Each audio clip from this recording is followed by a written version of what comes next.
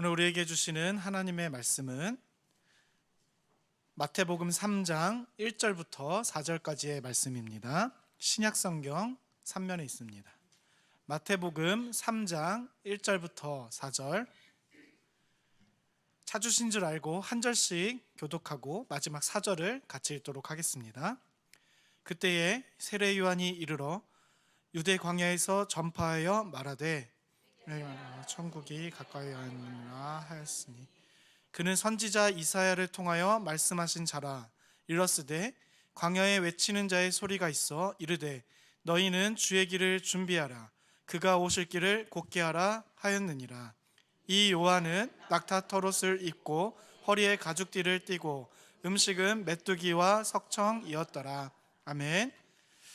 사랑하는 성도 여러분, 우리 옆 사람과 이렇게 인사해 볼까요? 주 안에서 행복하시길 기도합니다.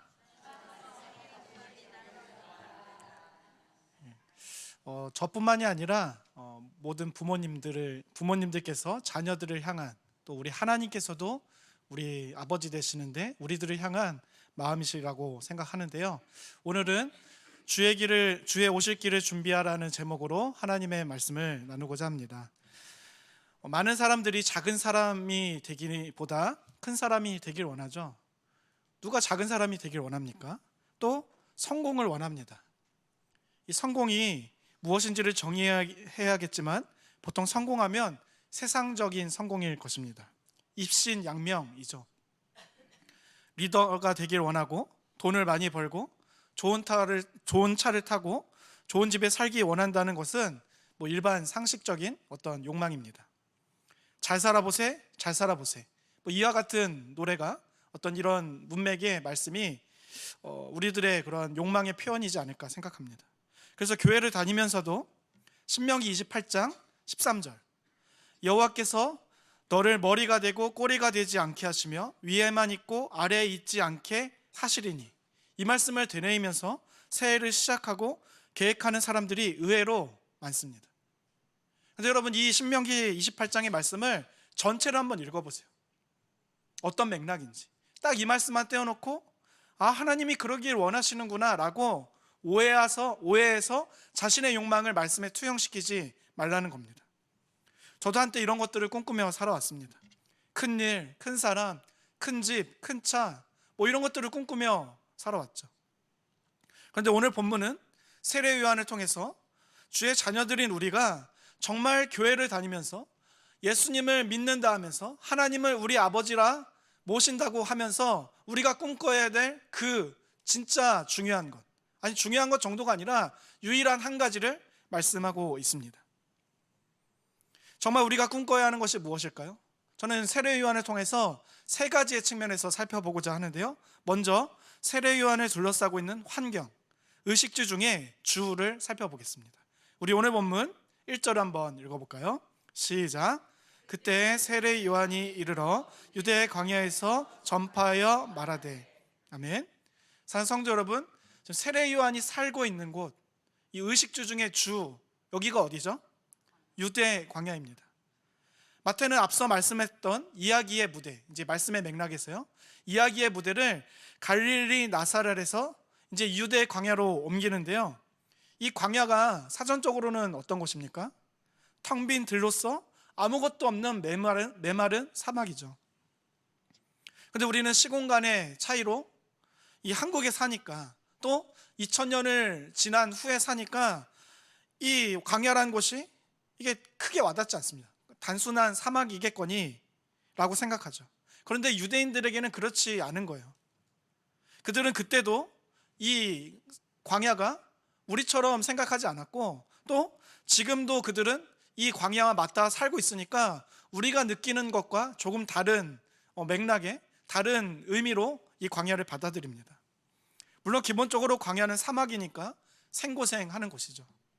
낮에는 50도를 육박하고 또 타들어가는 더위였다가 밤에는 영하로 뚝 떨어져서 살을 애는 추위가 날마다 반복되는 것이 광야입니다. 어디에 장단을 맞춰야 할까? 우리 지난주 주일인가요? 토요일이었던 것 같아요. 비가 왔다, 주일도 그랬죠. 비가 왔다 쨍했다, 비가 왔다 쨍했다.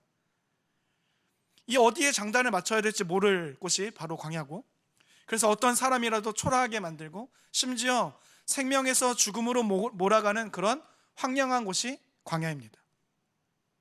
이 베어 그릴스라는 영국 특수부대 출신이 이제 막 오지 가서 뭐 지렁이도 먹고 뭐 그런 어떤 다큐가 있거든요.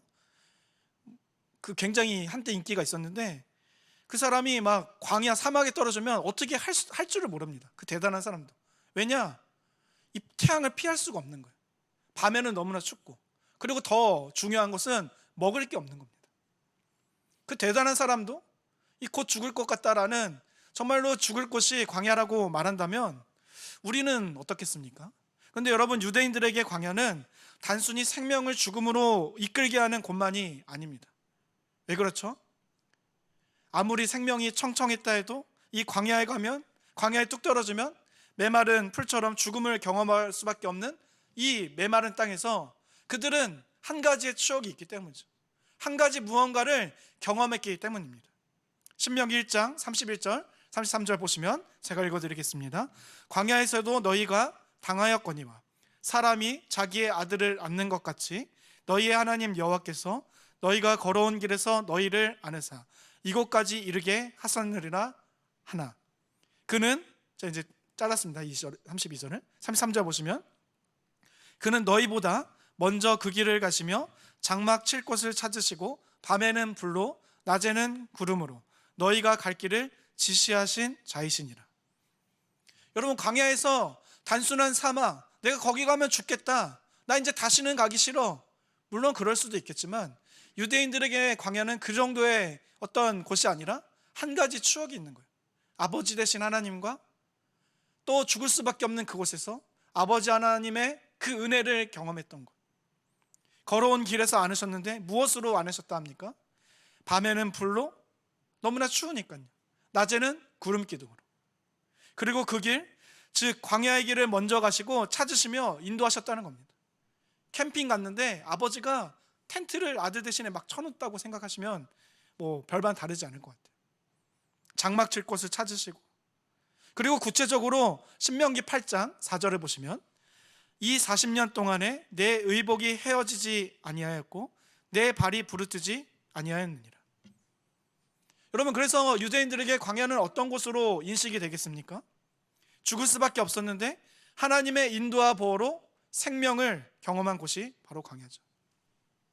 광야는 낮의 해의 뜨거움과 밤의 달의 차가움으로 인해 그들을 상하게 할 수밖에 없는 곳인데, 하나님께서 낮에는 구름 기둥으로 밤엔 불 기둥으로 보호하시니까 그들이 어디 하나라도 상처 입은 곳이 없는, 또 하루 이틀 6개월 1년도 아니고 무려 40년 동안 이 배 옷감짤 틀도 없어요. 실도 없어요. 그런데 그런 곳에서 옷과 신발이 발이 부르트지 않았다, 해지지 않았다. 경작과 목축할 수 그런 없는 곳에서 만나와 메추라기를 먹이셨다. 우물을 팔 수 없는 메마른 사막에서 생수를 공급받았다는 것입니다. 여러분, 이게 바로 이스라엘 백성들이 경험한 광야죠. 제가 군대에 있을 때 이제 이 시즌입니다. 6월 달에 뭐 엄청 덥지 않을 것 같은데 사실 그 군대는 굉장히 덥습니다. 왜냐하면 우리는 1시간 정도 좀 더위를 타면 건물로 들어가면 되잖아요. 근데 군인은 그걸 할 수 없으니까 조금만 더워도 굉장히 더워요. 근데 이런 때 훈련을 했는데 이 방어를 2박 3일 동안 하고 막 적군을 이제 예상하고, 너는 적군하고 우리가 아군하겠다 이래서 나눠서 하거든요. 우리가 방어할 때는 너무나 좋아요. 밥도 잘 오고 물도 잘 오고. 근데 공격할 때는 이리 갔다 저리 갔다 이 산 숨었다 저 산 숨었다 해야 되니까 2박 3일 동안 너무 힘든데, 가장 힘든 게 뭐였냐? 물이었습니다. 이 수통에 물 한 통 주는데 그걸로 2박 3일을 버텨야 되는 거예요. 근데 막 한참 걷는데 이제 한 이틀째 되니까 다 떨어졌습니다. 그래서 막 그 아침에 일어났는데 잎에 있는 잇을 막 이렇게 막 혀로 핥고 막 그랬었어요. 근데 막 이제 행군을 하고 있는데 옆에 농로가 있는 거예요. 물이 졸졸졸졸 흐르는데 모든 부대원들이 딱 한 가지 생각입니다. 저기 뛰어들고 싶다. 뛰어들어서 병이 나더라도 마시고 싶다. 막 이 정도 수준이더라고요. 근데 여러분, 광야에 그런 내동댕이 처진 생명을 이어받는 그런 곳에서 이스라엘 백성들은 단순히 목마름과 배고픔, 우리의 어떤 상함만 경험한 게 아니라 하나님께서 그들에게 물을 주시고 입혀주시고 먹이시는 그것을 경험하니까 너무나 추억되는, 하나님과의 아름다운 추억이 있는 곳이라는 거죠. 결핍과 죽음의 장소가 아니라 하나님의 인도와 도우심을 풍성히 경험했던 곳입니다. 저에게 군대도 그래요. 너무나 힘들었지만 하나님의 손길이 아니고선 이해할 수 없는, 설명할 수 없는 일들이 너무나 많았기 때문에 저는 군대 이야기가 사실 즐겁습니다. 그래서 오늘 본문 1절 광야는 마태복음을 읽는 이 마태복음의 1차 독자가 유대인들인데, 이 유대인들에게는 하나님의 은혜로 살아왔던 40년 광야를 생각나게 하는, 기억나게 하는 장소였다는 겁니다. 유대인들에게 하나님의 은혜와 돌보심을 생각나게 하는 곳이었는데, 그런데 여러분, 이 광야에서 누가 살고 있습니까? 바로 오늘 본문의 세례 요한입니다. 여러분, 이게 세례 요한을 둘러싸고 있는 환경, 의식주 중에 집이었습니다. 이해가 되시죠? 이게 첫 번째고요. 그런가 하면 두 번째로 살펴볼 것은 세례 요한이 사는 모습인데요, 세례 요한이 사는 장소, 즉 의식주 중에 주를 살폈으니까 이제 그곳에서 세례 요한이 어떻게 살아가고 있는가, 정확히 말하면 어떻게 생존하고 있는가를 말씀드리고자 하는데, 그 중에 우리 의식주 중에 의를 좀 살펴보겠습니다. 본문 4절을 볼까요? 4절입니다. 시작.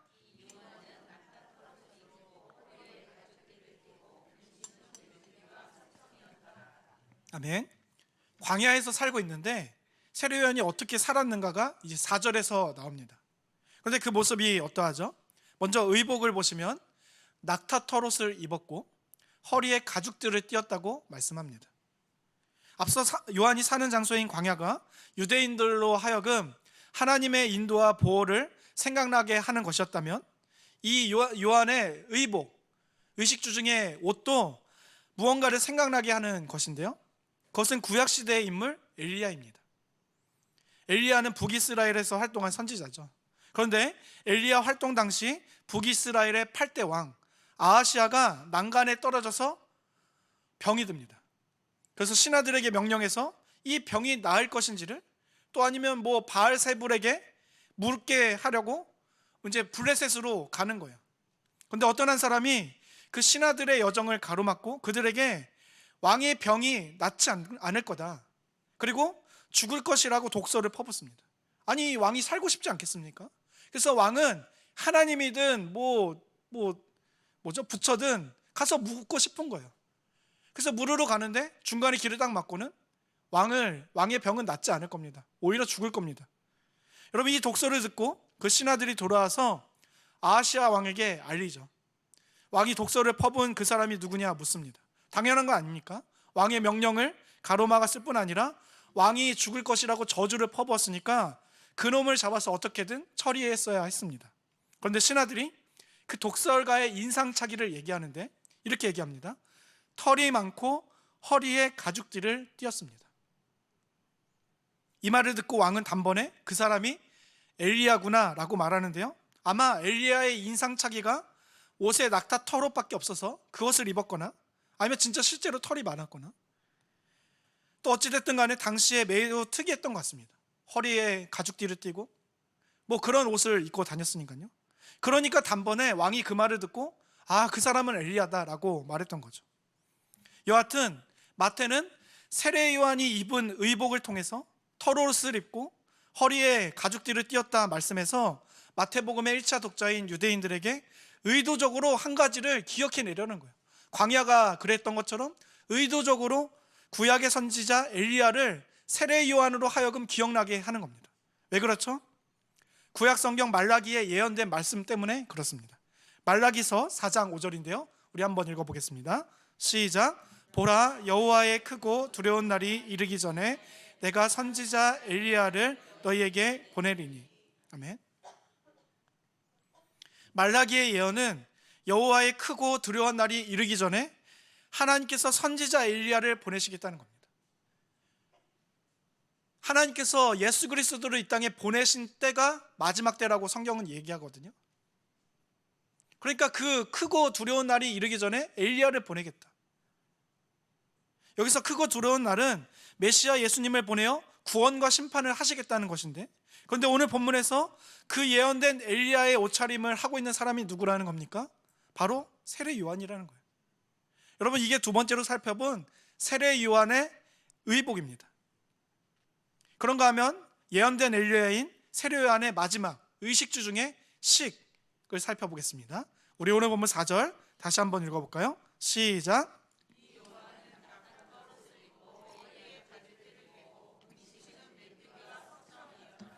아멘. 요한의 주식이 메뚜기와 석청이라고 합니다. 우리에게 석청이 조금 낯선데요, 석청은 조청과 같은 꿀과 같은 겁니다. 이 석이 들어갔으니까 돌꿀이라고 할 수 있죠. 근데 돌tum에 있는 꿀인데, 이 돌tum에 어떻게 꿀이 생겼는가? 이스라엘 법 중에 보면 고아와 객과 과부를 위해서 추수할 곡식과 열매를 남겨두는 그런 법이 있습니다. 그런데 이때 거두지 않고 남겨둔 과일나무 또한 그런 열매가 돌tum에 떨어져서 꿀과 같이 된 것이 석청이라고 할 수 있습니다. 그러니까 뭐 떨어진 것들을 주워 먹는 거죠. 꿀이 됐으니까 잘 썩지 않도록 유통기한이 긴 음식이었다는 거죠. 광야에서도 살 때 아주 유용한 그런 음식이었을 겁니다. 그러니까 세례 요한은 당시에 고아와 과부가 먹는 그런 가난한 사람들이 먹는 음식을 먹고 있었다는 겁니다. 또 세례 요한은 석청과 함께 메뚜기가 주식이었다는데, 이것은 그나마 우리에게 좀 익숙할 것 같아요. 저도 이제 어렸을 때 시골에서 살아서 이 논을 회집으면서 메뚜기를 잡고 이제 메뚜기를 이제 튀겨 먹었던 기억이 납니다. 그리고 이것은 레위기 11장 22절에 근거해서 이스라엘 백성들이 합법적으로 먹을 수 있는 음식이기도 했습니다. 근데 저는 이 세례 요한이 진짜 광야에서 메뚜기를 먹었을까 라는 의문이 들어요. 왜냐하면 메뚜기 다 드셔보셨죠? 아닌가요? 메뚜기를 먹으려면 사실 그걸 생으로 뜯어먹기는 좀 쉽지 않거든요. 그러니까 이 광야에서 어떻게 그것을 먹을까? 그래서 한 연구에서 이 메뚜기가 우리가 아는 곤충 메뚜기가 아니라, 이제 사진을 보시면 쥐엄나무 열매라고 추측합니다. 왜냐하면 저 모양이 메뚜기 같이 생겼거든요. 그 근거는 첫째, 세례 요한이 사역했던 여리고 광야 근처에는 메뚜기가 많이 살지 않는다는 거예요. 첫 번째 근거고요. 둘째는 당시 이스라엘 사람들이 이 쥐엄나무를 메뚜기 나무라고 불렀다는 겁니다. 만약에 이런 주장처럼 메뚜기가 쥐엄나무 열매를 뜻하는 것이라면 세례 요한의 주식이었던 메뚜기도 이 가난한 사람들이 먹었던 음식이라는 거죠. 왜 그렇죠? 여러분 탕자 아시죠? 누가복음 15장에 보면 이제 호로 자식인데 아버지가 죽지도 않았는데 유산을 달라고 합니다. 그래서 막 다 탄진해요. 허랑방탕하게 아버지 유산을 다 낭비하고 쓴 후에 배고파서 한 사람의 종으로 들어갑니다. 그래서 빌붙어서 막 사는데, 그런데 어느 날 들에 나가서 돼지를 치는데 배가 너무나 고픈 거예요. 돼지가 먹는 쥐엄 열매조차 찾으려고 찾는데 찾을 수 없습니다. 그 나라에도 흉년이 들어서 그 돼지들이 먹는 쥐엄나무 열매도 이 먹을 것이 없는 상황을 보자 한탄하고 후회하고, 그리고 양식이 풍족하고 품꾼들이 많은 아버지에게로 돌아간다는 내용이죠. 근데 여러분, 배고파 죽을 것 같은 그때도 살아야겠다는 그 생존을 위해 찾은 게 뭡니까? 쥐엄나무 열매, 메뚜기 나무라고 불렸던 쥐엄나무 열매를 먹습니다. 돼지 사료였다는 거예요. 이처럼 세례 요한은 당시 최극빈층의 사람들이 먹었던 석청과 쥐엄나무 열매를 먹고 살 정도로 가난하게 살았다는 겁니다. 사랑하는 성도 여러분, 세례 요한의 이런 모습을 보시면 어떤 생각과 마음이 듭니까? 아니, 세례 요한이니까 그렇게 했겠죠. 크고 두려운 날이 이르기 전에 엘리야를 보내시겠다는 그런 위대한 사명을 받았으니까 그렇게 했겠죠 라는 생각이 들 수도 있을 것 같아요. 그런데 지금으로 치면 정말 가난하기 짝이 없는 모습이고, 그래서 돈 없고 힘 없고 빽이 없으니 무시당하기 딱 좋은 초라한 모습이 아니겠습니까? 사는 곳은 광야고 입은 옷은 낙타터롤 하나, 또 가죽의 허리띠. 음식은 당시 최극빈층이 빌어먹고 사는 고아와 가부들이 먹어야 했던 쥐엄나무 열매와 석청이었으니까요. 사람이 살아가는데 필요한 기본적 3요소라는 의식주 중에 그 어느 것 하나 제대로 없는 모든 게 최악인 상황 아니었겠습니까? 그래서 만약에 세례 요한의 사는 모습이 내가 사는 모습이라면 난 저렇게 못 산다. 여러분 자신 스스로를 어떻게 생각하시겠습니까? 세례 요한처럼 여러분들이 그런 삶을 산다면, 또 나는 그렇게 살 수 있을지 몰라도 내 자녀는 그렇게 살게 할 수 없지. 만약에 이 세례 요한의 삶의 모습이 우리 자녀의 모습이라면 여러분 어떤 생각을 하시겠습니까? 세상 사람들은 이렇게 집 없고 옷 못 입고 좋은 건 못 먹고 살면 불행이라 말합니다. 실패자, 루저라고 말할 겁니다. 거지. 그런데 여러분, 성경도 이것을 실패자라고 말씀할까요? 저는 오늘 이걸 말씀하고자 하는 거예요. 우리가 어떤 성공을 꿈꾸는가? 우리가 무엇을 추구하며 사는가? 큰 집, 큰 차, 좋은 인생. 여러분, 진짜 좋은 인생이 무엇이죠? 성경에서는 무엇을 좋은 인생이라 말하죠? 성경도 만약 이것을 실패자라고 말한다면 여러분, 오늘 이 예배를 마치고 집으로 가셔서 이 세례 요한의 3장 내용을 다 찢어버리세요. 마태복음 3장, 마가복음 1장, 누가복음 3장, 또 요한복음 1장이 나오거든요. 이 부분 다 찢어버리세요. 왜요? 실패자의 모습이니까. 그런데 여러분, 성경도 이것을 실패라고 말하는가? 절대 아닙니다. 오히려 그 반대입니다. 세례 요한에 대한 예수님의 평가를 볼까요? 마태복음 11장 11절 상반절, 우리 함께 보겠습니다. 시작. 내가 진실로 너희에게 말하노니 여자가 낳은 자 중에 세례 요한보다 큰 이가 일어남이 없도다. 아멘. 여러분, 여자가 낳은 자 중에 세례 요한보다 큰 이가 없다는 겁니다. 아니, 세례 요한이 어떤 자라고 이런 평가를 하시는 거죠? 여러분, 모세는 어디 갔습니까? 여러분, 다윗은 어디 갔죠? 지금도 이스라엘 국민들이 자기네 국기에 그려놓을 만큼 이 다비드의 별, 육각형의 별이죠. 다윗을 그렇게 숭상하는데 다윗은 어디 갔습니까? 모세는 어디 갔죠? 신명기를 썼던, 모세오경을 썼던. 그런데 예수님은 이 수많은 성경 위인들을 제쳐놓고 세례 요한이 가장 크다고 말씀하시는 거예요. 말이 안 되는 것 같아요. 그런데 여러분, 방금 읽은 마태복음 11장 11절을 상반절까지만 말고 전체로 읽으면 더 놀라운 말씀이 나옵니다. 우리 전체 말씀인데요, 11장 11절 외우기도 쉽죠? 한번 읽어보겠습니다. 시작. 내가 진실로 너희에게 말하노니 여자가 낳은 자 중에 세례 요한보다 큰 이가 일어남이 없도다. 그러나 천국에서는 극히 작은 자라도 그보다 크니라. 아멘. 엄청난 강조를 하십니다. 말이 되지 않는 강조를 하시는 것 같아요. 모세, 다윗, 이런 유명한 인물들을 다 제쳐놓고 세례 요한이 가장 크다고 말씀하신 뒤에 또 한 번 반전을 하십니다. 그러나 천국에서는 극히 작은 자라도 그보다 크니라. 우리 믿음의 선배들 중에, 우리 연희교회 선배님들 중에도 소천, 천국에 가신 분들이 계시죠. 그분들이 세례 요한보다 크다는 거예요. 이게 무슨 말씀일까요? 세례 요한은 의식주가 낙타터롯, 쥐염열매, 광야였는데 또 그렇게 사는 것도 힘들게 살았었는데 이 천국에 있는 자가 더 크다, 무슨 말씀일까? 여러분, 세례 요한의 삶을 살펴보면 그 마지막도 그렇게 평안하지 않았습니다. 세례 요한은 그 마지막도 헤롯에게 목이 잘려서 요절합니다. 예수님께서 30세쯤 사역을 시작하셔서 33세쯤 돌아가셨으니까 예수님보다 6개월 형이었던 세례 요한도 아마 청년 때 죽었을 거예요. 30살쯤에 죽었겠죠. 또 앞서 요한의 주식을 살펴봤듯이 요한은 헤롯이 목을 베지 않았으면 그럼 어떻게 죽었을까요? 아마 상상력을 동원하면 영양실조로 일찍 죽었을 것 같습니다. 비참하지 않습니까? 아니, 일찍 죽을 거면 30살 때 요절할 거면 살아있을 때라도 누리고 살지 그랬나 하는 생각을 지울 수 없습니다. 참 안 됐어요.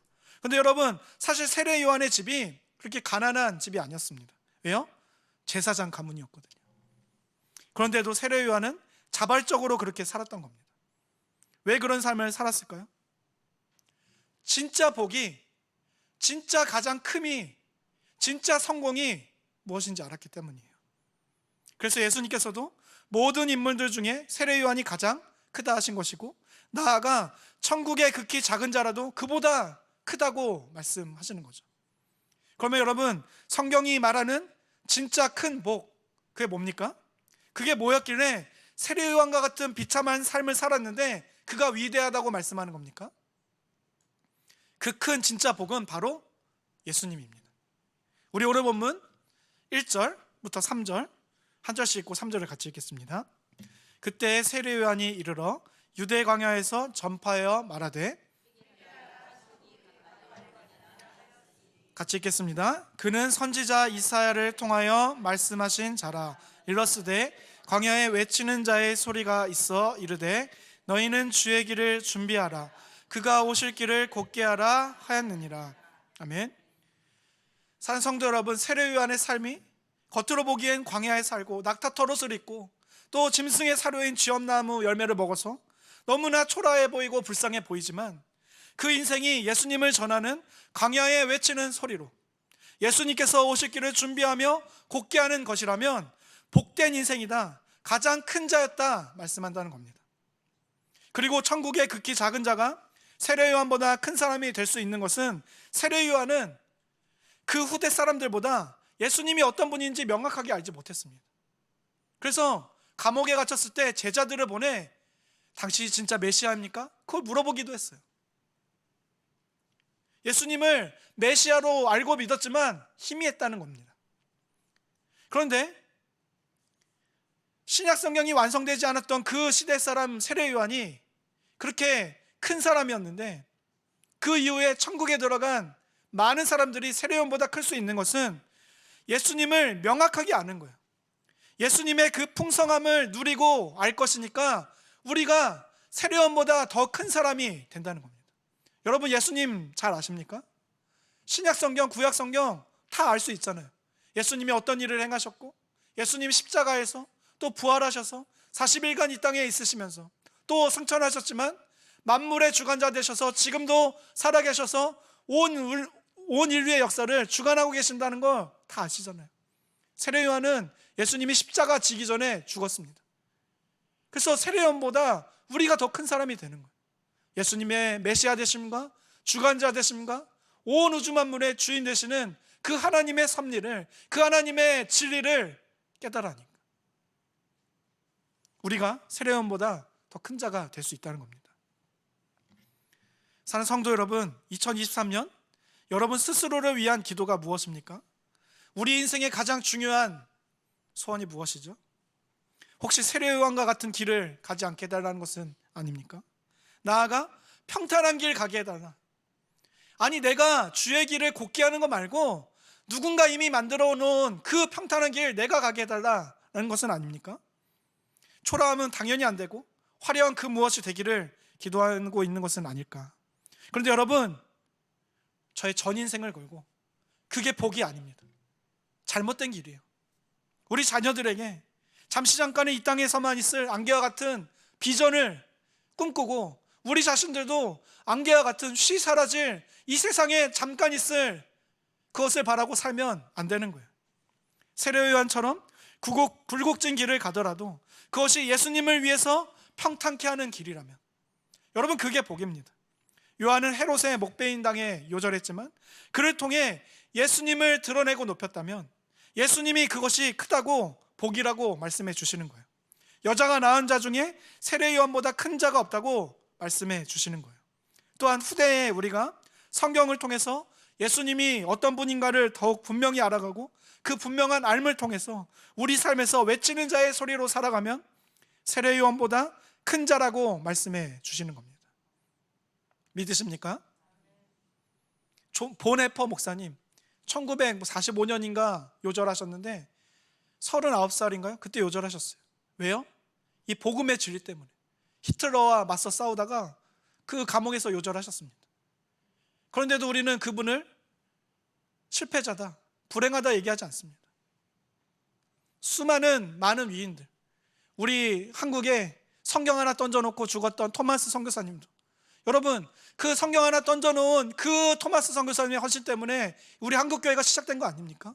근데 그 삶이 누가 복되지 않다 얘기합니까? 누가 실패고 불행이라고 저주라고 얘기합니까? 근데 우리는 그 수많은 우리의 복음의 선배 앞에서 선배들을 놓고 우리는 그렇게 살기 싫은 거예요.